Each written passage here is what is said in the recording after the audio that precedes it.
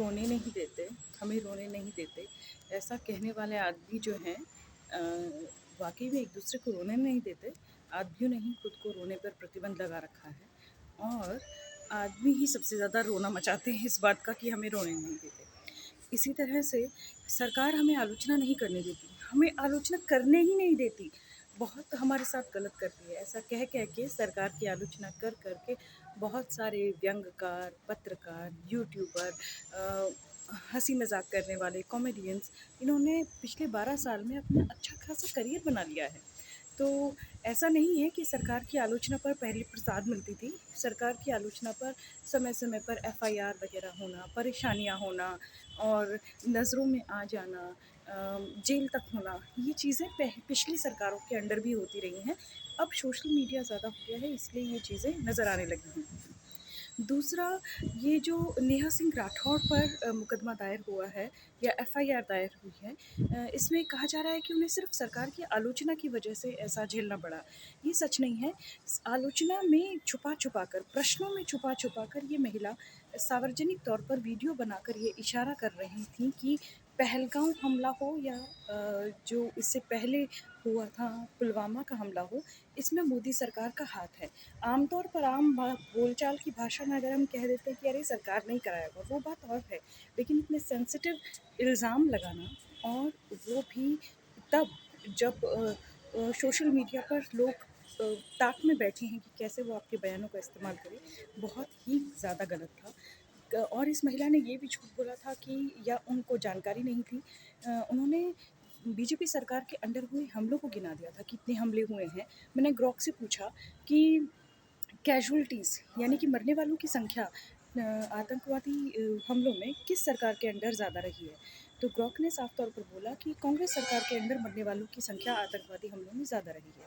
तो कैजुअल्टीज़ तो ज़्यादा उस सरकार के अंडर रही है, कांग्रेस सरकार के अंडर रही है, लेकिन हमले ज़्यादा जो हैं बीजेपी सरकार के अंडर हुए हैं। ये बात भी सच है। एक और महिला है डॉक्टर मेडूसा, इन पर कारण बताओ नोटिस इश्यू हुआ है, इनकी यूनिवर्सिटी की तरफ से, क्योंकि इन्होंने एक ट्वीट किया। उस ट्वीट से मैं सहमति रखती हूँ और नहीं भी रखती। सहमति इसलिए रखती हूँ क्योंकि मुझे डॉक्टर मेडूसा हो या नेहा सिंह हो, इनकी हिम्मत का और जिस तरह से अपनी बातें रखती हैं महिला के तौर पर, वो चीज़ें पसंद आती हैं। लेकिन पूरी तरह से आपको अंधभक्त किसी का नहीं होना चाहिए, सहमति किसी बात की नहीं होनी चाहिए अगर वो बात सही नहीं है तो। जैसे डॉक्टर मेडूसा ने एक ट्वीट किया जिसमें उन्होंने ये कहा कि कमरा किराए पर ना देना भी आतंकवाद है, लिंचिंग करना भी आतंकवाद है, नौकरी से निकालना धर्म पूछकर वो भी आतंकवाद है और आतंकवाद तो आतंकवाद है ही, धर्म पूछकर गोली मारना तो आतंकवाद है ही। ये बात पूरी तरह से सही नहीं है। कमरा किराए पर ना देना धर्म के आधार पर ये सामाजिक बहिष्कार है, सोशल डिस्क्रिमिनेशन है। लिंचिंग करना एक क्राइम है धर्म के आधार पर, और सबसे बढ़कर ये है कि नौकरी से निकाल देना, ये एक सोशल डिस्क्रिमिनेशन है, इसकी शिकायत दर्ज कराई जा सकती है। लेकिन एक वेपनाइज्ड और ऑर्गेनाइज्ड टेररिज्म की तुलना इस सामाजिक बुराई से नहीं की जा सकती। वेपनाइज्ड हथियार हैं उनके पास, ऑर्गेनाइज्ड हैं वो लोग, उन्होंने सीधा गोली मार दी है, लोगों की जान चली गई है। कमरा किराए पर ना देने से कौन मरा जा रहा है? नौकरी से अगर किसी को निकाल दिया गया है केवल धर्म के आधार पर, वो व्यक्ति शिकायत कर सकता है। और नौकरी आमतौर पर ऐसा किसी सरकारी नौकरी में तो हो नहीं सकता। अगर प्राइवेट नौकरी में कोई दुर्भावनापूर्ण व्यक्ति किसी दूसरे व्यक्ति को नौकरी से निकाल भी देता है तो प्राइवेट नौकरी और भी मिल जाती है। ये चीज़ें जो हैं तो घिनौनी, लेकिन ये सामाजिक बहिष्कार, सोशल बॉयकॉट या सोशल डिस्क्रिमिनेशन के दायरे में आती हैं।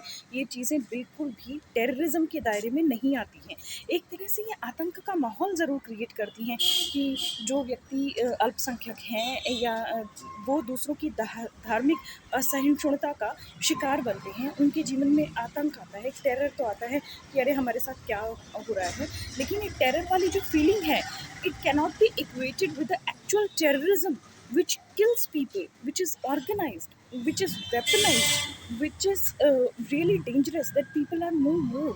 तो 26 लोगों की जो हत्याएं की गई हैं धर्म पूछ के या जैसा भी, ये जो है गलत है। ये इसको आप सामाजिक बहिष्कार और जातिवाद से भी इसकी तुलना नहीं की जा सकती, किसी भी तरह की बुराई से इसकी तुलना नहीं की जा सकती। अब लोग बोल रहे हैं जातंकवाद, यानी जाति के आधार पर जो भेदभाव होता है, घोड़ी से उतार देना, मारना, पीटना, घसीटना, सामाजिक बहिष्कार कर देना, दंगे फसाद हो जाना, इसकी तुलना भी जो है आप एक्चुअल टेररिज्म से करें। आतंकवाद भी बहुत ख़तरनाक है, लोगों की इसकी वजह से भी जान जाती है, लोगों का जीवन इसकी वजह से भी बुरा होता है, लेकिन इसकी तुलना पूरे ऑर्गेनाइज्ड ग्लोबल टेररिज्म से नहीं कर सकते हैं। हाँ, बुराई तो है ही, सोशल सोशल जो सामाजिक बुराई है वो सब तरह है। महिला पुरुष में जो भेदभाव है, जो महिलाएं आतंकित रहती हैं शाम को घर से निकलने से, जो महिलाओं के खिलाफ इतनी यौन हिंसा होती है या वैसे भी हिंसा होती है घरों में बाहर, वो भी सामाजिक मुद्दा है, एक सामाजिक परेशानी है। सोशल डिस्क्रिमिनेशन की बात है, जेंडर बेस्ड डिस्क्रिमिनेशन हो, कास्ट बेस्ड डिस्क्रिमिनेशन हो, कास्ट बेस्ड वायलेंस हो, जेंडर बेस्ड वायलेंस हो, ये सारी की सारी चीज़ें, gender based violence, caste based violence, religion based violence, ये हमारा सोशल प्रॉब्लम है, भारत का सामाजिक समस्या है।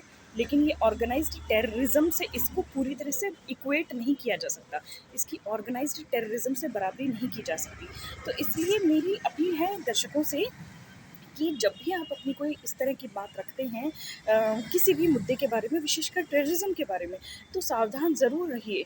हर किसी व्यक्ति को इतना समर्थन नहीं मिलता है। जैसे नेहा जी तो अपर मिडिल क्लास फैमिली से हैं, एक मशहूर गायिका हैं और यूट्यूबर हैं, कामयाब यूट्यूबर हैं, और राजनीतिक पार्टियों से इनकी जान पहचान है, और ये इस बात को मजाक में करते हुए कह रही हैं कि मेरे पास पैसे ही नहीं हैं वकील की फ़ीस देने के।